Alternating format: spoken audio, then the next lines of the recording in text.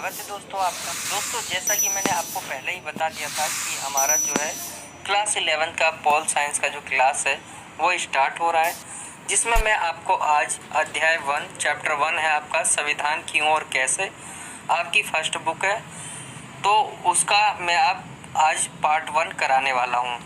तो इस अध्याय में हम आपको जो है जो आपका चैप्टर 1 है उसका बुक जो है वो कंप्लीट करवाएंगे धीरे धीरे।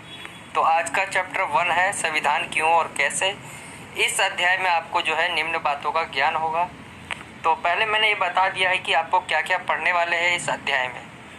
तो देखिए, पहला है संविधान किसे कहते हैं, संविधान समाज को क्या देता है, संविधान समाज में शक्तियों का बंटवारा कैसे करता है और भारत का संविधान कैसे बनाया गया।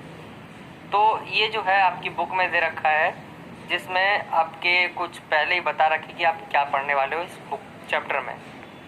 तो चलिए स्टार्ट करते हैं आज के चैप्टर को। चैप्टर आपका स्टार्ट होता है यहाँ से। तो यहाँ है आपका संविधान किसे कहते हैं। तो चैप्टर का नाम ही है संविधान क्यों और कैसे। तो पहले हम देखेंगे संविधान कहते किसे हैं। तो संविधान एक लिखित दस्तावेज होता है जिनके द्वारा किसी देश में शासन व्यवस्था चलाई जाती है। संविधान क्या है, एक लिखित दस्तावेज है। जैसे एक किताब लिखी होती है वैसे ही संविधान भी लिखा होता है, और इसके माध्यम से जो है शासन व्यवस्था चलाई जाती है किसी भी देश की। इसमें क्या होता है, नियम, कायदे, कानून, सरकार की शक्तियाँ, अधिकार आदि के बारे में विस्तार से लिखा होता है, और उसे ही हम संविधान कहते हैं, उसे संविधान कहते हैं। तो आई होप कि आपको पता चल गया होगा कि संविधान किसे कहते हैं। संविधान एक ऐसा लिखित दस्तावेज होता है जिनके द्वारा किसी देश में शासन व्यवस्था चलाई जाती है। इसमें नियम, कायदे, कानून, सरकार की शक्तियाँ, अधिकार आदि के बारे में विस्तार से लिखा होता है, उसे संविधान कहते हैं। चलते हैं आगे। ये मैंने ऐसी लिख दिया है कि आपकी जो जानकारी है उसके लिए, कि आप जाने कि हमारा भारत का संविधान है वो कब बना था। तो यहाँ क्वेश्चन मार्क नहीं है।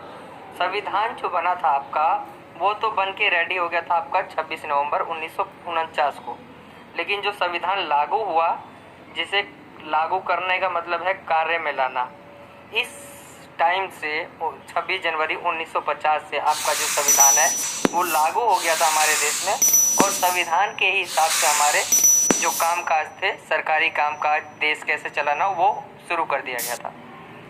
तो आई होप कि आपको ये पता चल गया होगा। चलते हैं, नेक्स्ट है आपका टॉपिक है ये बुक में, टॉपिक 1 है आपका हमें संविधान की क्या आवश्यकता है। तो ये आपकी बुक में टॉपिक होगा, हमें संविधान की क्या आवश्यकता है, और ये आपका टॉपिक 1 है। तो देखिए इसके आंसर है, संविधान तालमेल को बढ़ाता है और भरोसा दिलाता है। एक पॉइंट।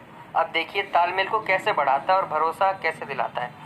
संविधान का क्या होता है कि पहला काम यह है कि वह बुनियादी नियमों का ऐसा समूह उपलब्ध कराए जिससे समाज के सदस्यों में एक न्यूनतम समन्वय और विश्वास बना रहे। देखिए इसका कहने का मतलब यह है कि संविधान का जो पहला काम है वो एक बुनियादी नियम का उपलब्ध करवाना है। जनता को क्या है कि एक ऐसा नियम उपलब्ध कराए कि जिससे समाज में सदस्य जो है, रहने वाले लोग जो है, उनके बीच जो क्या है विश्वास बना रहे, आपसी विश्वास बना रहे और न्यूनतम समन्वय बना रहे। मैं एग्जांपल देखिए आपको समझाता हूँ। मान लीजिए धर्म की बात करें हम, आप जानते होंगे हिंदू है, एक हिंदू है, मुस्लिम है, सिख है, ईसाई है। तो ऐसे हमारे देश में क्या है कि 4 तरह के, और उसके अलावा भी है जो धर्म को नहीं मानते, ऐसे लोग रहते हैं।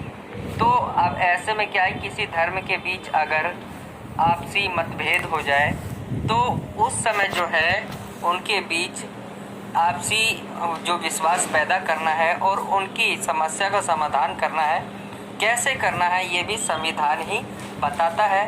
तो ये इसका पहला कार्य है, और ये जो है हमें इसलिए आवश्यकता पड़ती है कि कभी विरोधाभास हो गया धर्मों के बीच, हिंदू धर्म हो गया, मुस्लिम धर्म हो गया, ईसाई हो गया या सिख हो गया, तो इन धर्मों के बीच जो है मतभेद ना बने, या मतभेद बने भी तो उनको सुलझाने के लिए हमें संविधान की आवश्यकता पड़ती है। एक पॉइंट आई होप कि आपको ये समझ आ गया होगा। चलते नेक्स्ट है दूसरा, निर्णय लेने की शक्ति की विशिष्टता है। अब देखिए, संविधान है, उसमें जो निर्णय लेगा वो कौन लेगा, ये भी संविधान ही तय करता है, और निर्माण करेगा तो वो कौन करेगा, वो भी संविधान ही तय करता है।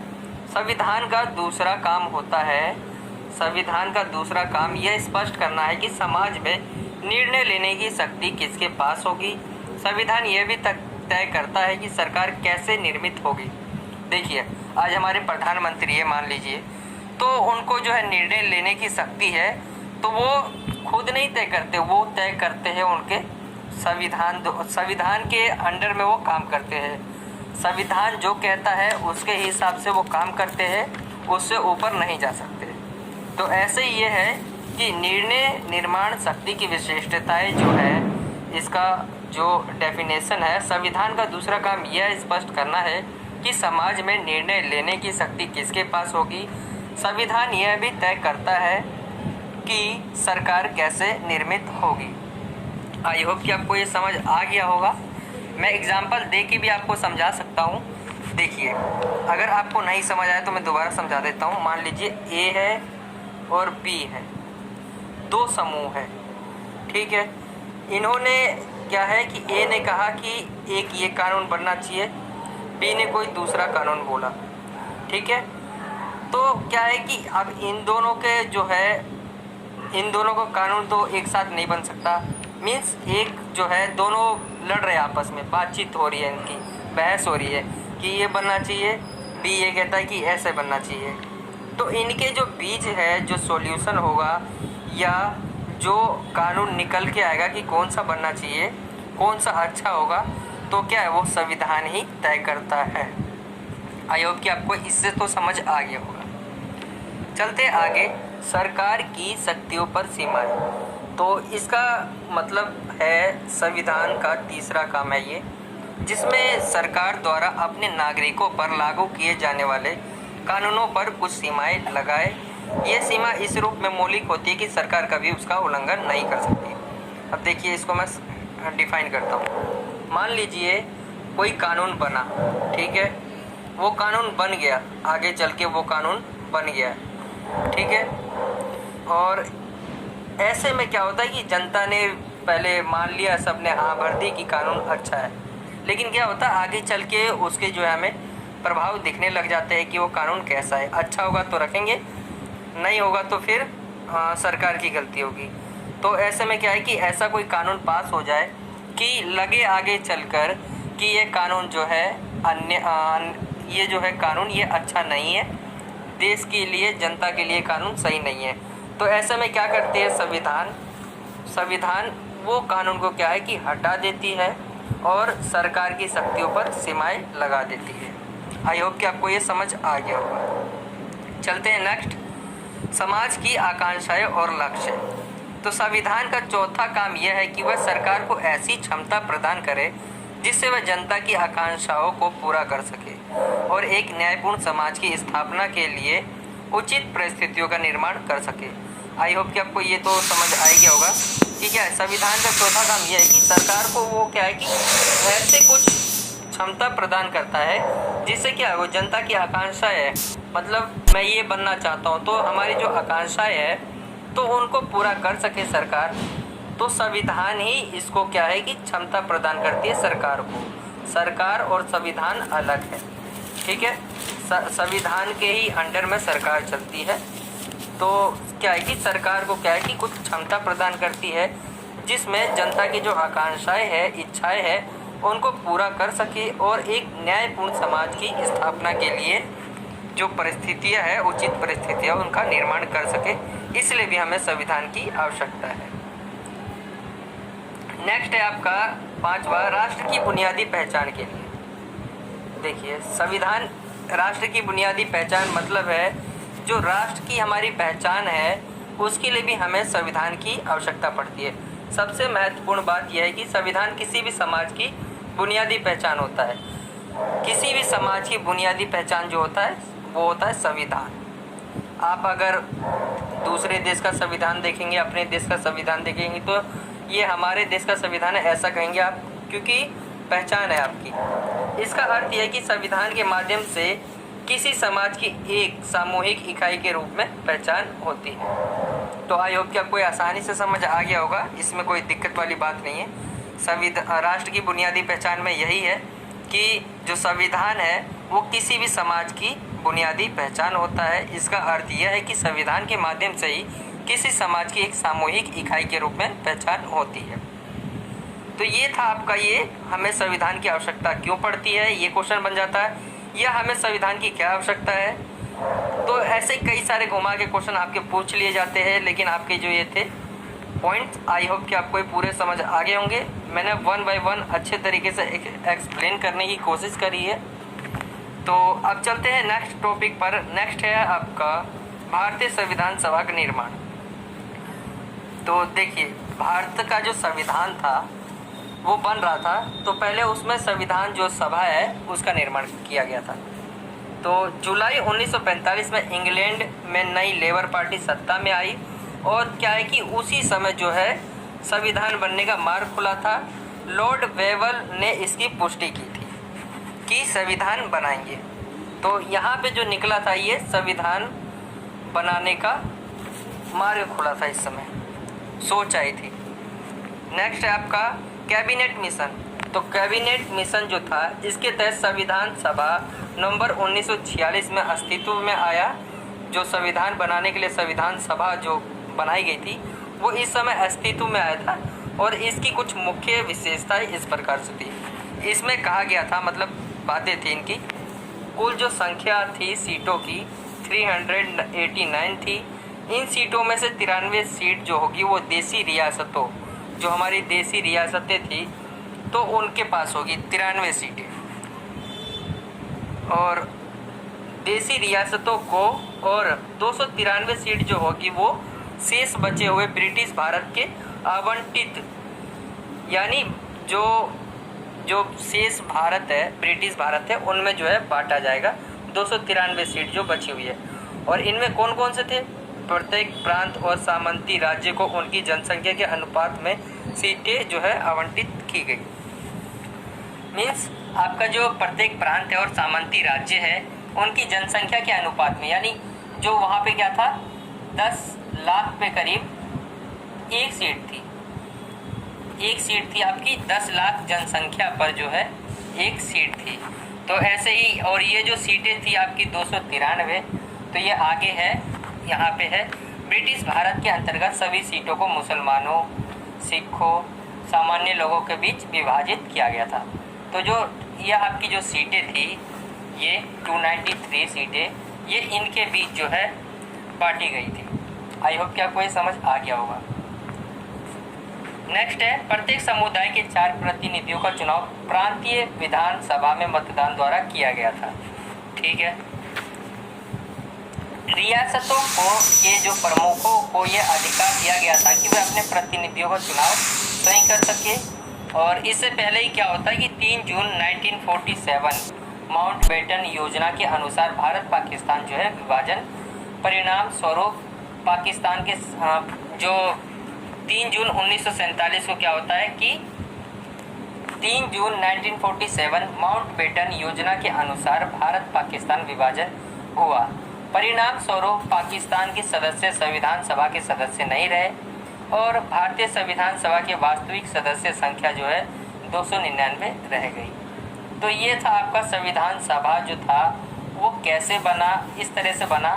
मैं आगे आपको दूसरे पार्ट में समझाऊंगा, बताऊंगा कि फिर उसके बाद जो हमारा संविधान कैसे बना, यानी संविधान सभा का स्वरूप आगे जो है, इसके आगे मैं आपको पार्ट 2 में बताऊंगा। आई होप कि आपको ये समझ आ गया होगा।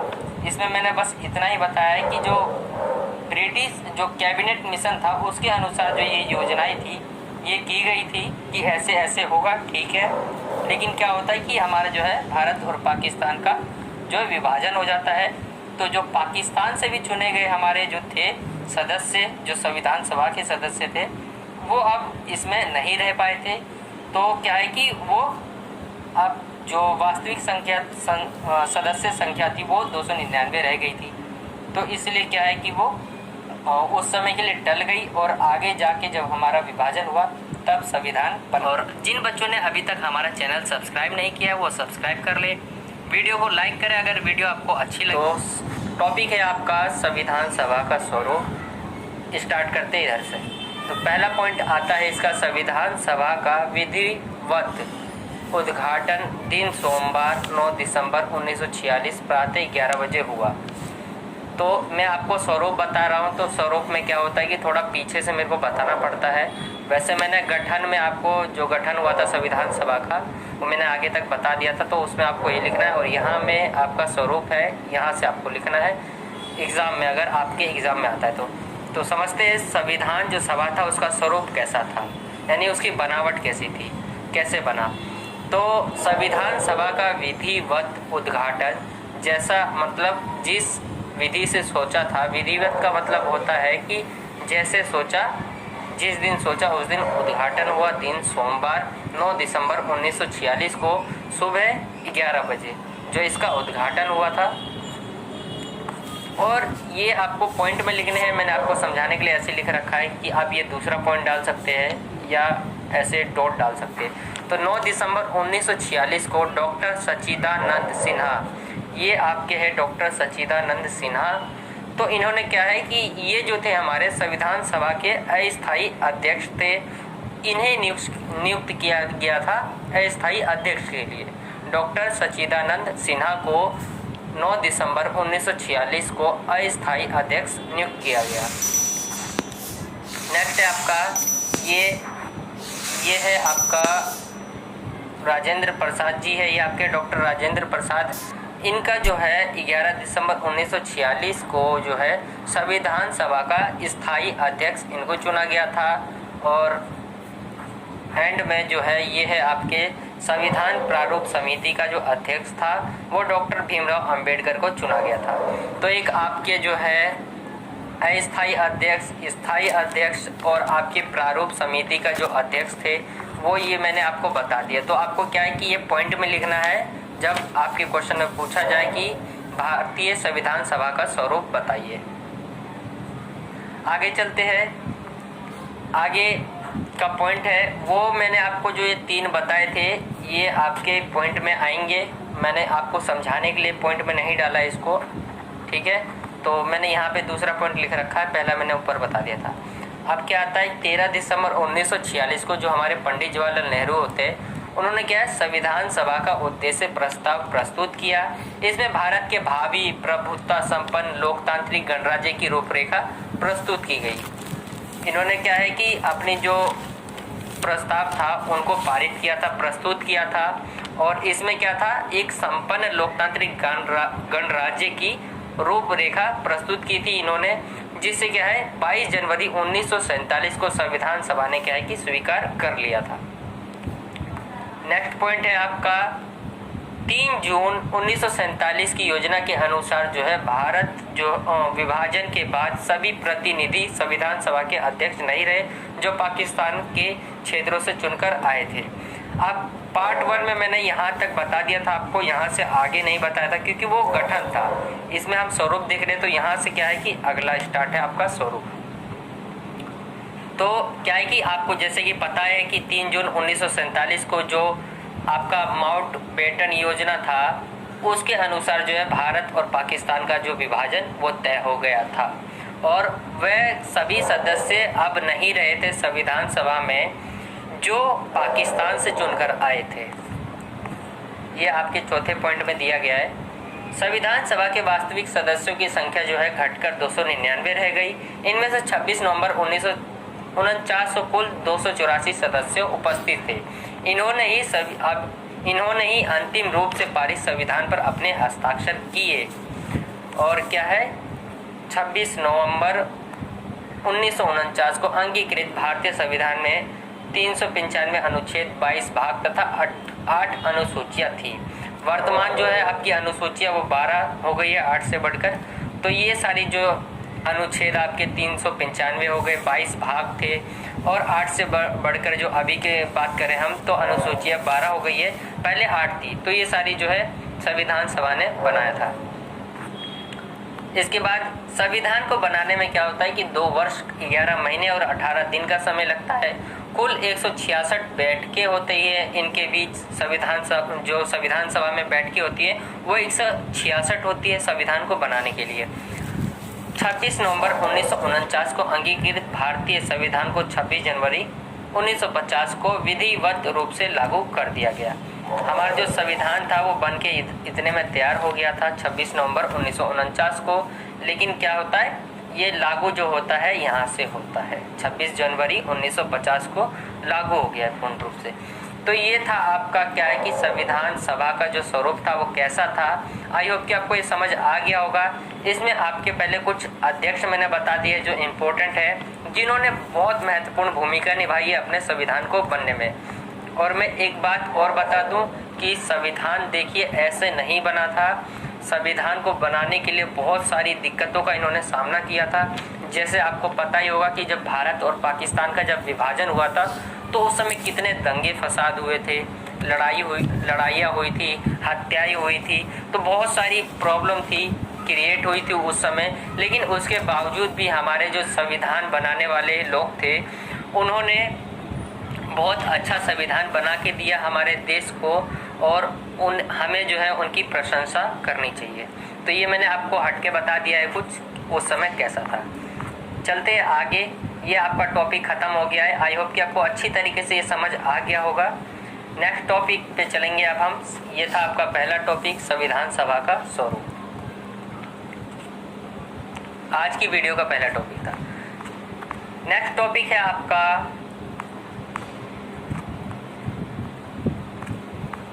यह है आपका नेक्स्ट टॉपिक विभिन्न देशों के संविधान से लिए गए प्रावधान। हमारा जो संविधान बना तो आपको क्या लगता है कि संविधान इतनी आसानी से बन जाता है और ये इतनी जल्दी बन जाता है? नहीं, संविधान को बनाने के लिए क्या है कि हमारे जो नेता थे, जो हमारे अध्यक्ष चुने गए थे, तो उन्होंने बहुत सारी चीज़ों को देखा और क्या है कि दूसरे के जो संविधान थे उनमें से जो अच्छी अच्छी बातें थी उन्होंने उठाई और अपने संविधान में ली। जैसे कि ये दे रखा है, आपके क्वेश्चन में पूछा जाता है कि भारतीय संविधान को उधार का थैला क्यों कहा जाता है, भारतीय संविधान के स्रोत क्या क्या है। तो बहुत सारी चीज़ें आपसे पूछी जा सकती है एग्जाम में, लेकिन सबका आंसर जो है आएगा आपका यही आएगा, विभिन्न देशों के संविधान से लिए गए प्रावधान। तो पढ़ते आज के इस टॉपिक को। ब्रिटिश का संविधान पहला आता है आपका ब्रिटिश का संविधान। तो इसमें से क्या क्या लिया गया है भारतीय संविधान में? सर्वाधिक मत के आधार पर चुनाव में जीत का फैसला। आप देखते होंगे जो जिसको ज़्यादा वोट मिलेगा वो जीत जाएगा।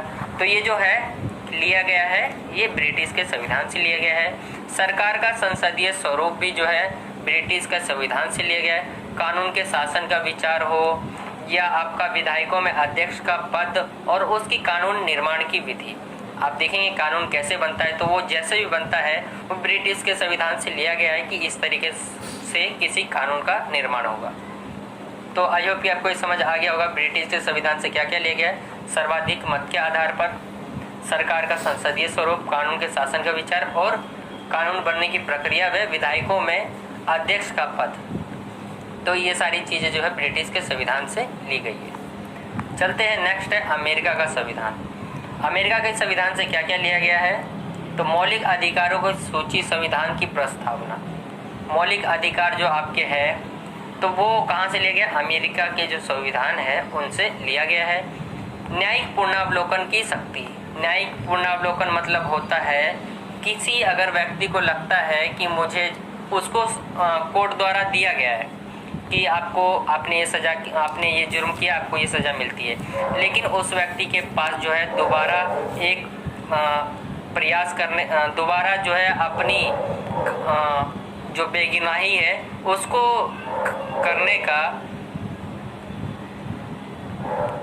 बेगुनाही जो है उसको करने का सबूत जो है अगर उसके पास होता है या वह चाहता है कि ये जो न्याय है वो सही नहीं हुआ है, तो वह दोबारा जो है न्यायपालिका के पास या न्यायालय के पास जा सकता है और उसमें अपनी सिफारिश कर सकता है। और दूसरा है आपका न्यायपालिका की स्वतंत्रता, यानी न्यायपालिका जो होगी वो स्वतंत्र होगी, जो फैसले लेगी वो देख के लेगी, दोनों का पक्ष सुनकर लेगी तो न्यायपालिका की स्वतंत्रता और उपराष्ट्रपति का पद। तो ये जो आपकी 3 चीज़ें हैं, मौलिक अधिकार, न्यायिक पूर्णावलोकन और उपराष्ट्रपति का पद और न्यायपालिका की स्वतंत्रता, ये सारी चीज़ें जो है अमेरिका के संविधान से ली गई है। नेक्स्ट चलते हम आयरलैंड का संविधान। आयरलैंड के जो संविधान है उनसे लिया गया राज्य के नीति निर्देशक तत्व। ये बहुत इंपॉर्टेंट टॉपिक है, आपके जो चैप्टर्स है उनमें आगे आएंगे और ये पेपर में आता ही आता है, इम्पोर्टेंट है ये बहुत, तो मैं आगे आपको ये करवाऊंगा। अभी ये बता दूं मैं आपको कि आयरलैंड का जो संविधान है उससे राज्य के नीति निर्देशक तत्व लिए गए हैं और राज्यसभा में मनोनीत सदस्यों की संख्या, आपको पता है कि एक राज्यसभा होता है, एक स्टेट लेवल का होता है और एक लोकसभा होता है। तो लोकसभा होता है तो इन जो राज्यसभा में होती है उनमें जो मनोनीत सदस्य होते हैं उनका जो प्रावधान है वो आयरलैंड के संविधान से लिया गया है। नेक्स्ट है आपका फ्रांस का संविधान। फ्रांस के संविधान से हमने स्वतंत्रता ली, समानता और बंधुत्व का सिद्धांत। तो ये जो तीनों चीज़ें हैं आप देखते होंगे हमारे संविधान में है, तो ये तीनों चीज़ें कहाँ से आई है? फ्रांस के संविधान से। नेक्स्ट है आपका कनाडा का संविधान। तो कनाडा के संविधान से एक अर्ध संघात्मक सरकार का स्वरूप, यानी सशक्त केंद्रीय सरकार वाली संघात्मक व्यवस्था जो है कनाडा के संविधान से ली गई है। और साथ ही अवशिष्ट शक्तियाँ यानी छोटी छोटी शक्तियों का जो सिद्धांत है वो भी हमारा क्या है कि ये आपका कनाडा के संविधान से लिया गया है। तो ये सारे जो थे जिनकी वजह से हम कहते हैं कि भारत का जो संविधान है एक उधार लिया गया थैला है या पुष्प की भांति है जिसमें अलग अलग फूल खिले हैं। तो ऐसे कई क्वेश्चन बन जाते हैं जो आपके एग्ज़ाम में आते हैं। तो ये था आपके इन सारे क्वेश्चनों का आंसर। आई होप कि आपको ये समझ आ गया होगा सारा कि हमारा जो संविधान है उसे क्यों कहा जाता है एक उधार का थैला, और बहुत सारे क्वेश्चन बनते हैं इससे। तो यही था आज का एक वीडियो। आई होप कि आपको पूरा समझ आ गया होगा कि हमारे संविधान में दूसरे संविधान से लिए गए क्या क्या बातें थी। और वीडियो अच्छी लगी हो तो वीडियो को लाइक करें। वीडियो अगर आपको ज़्यादा ही अच्छी लगती है तो हमारे चैनल को सब्सक्राइब कर सकते हैं।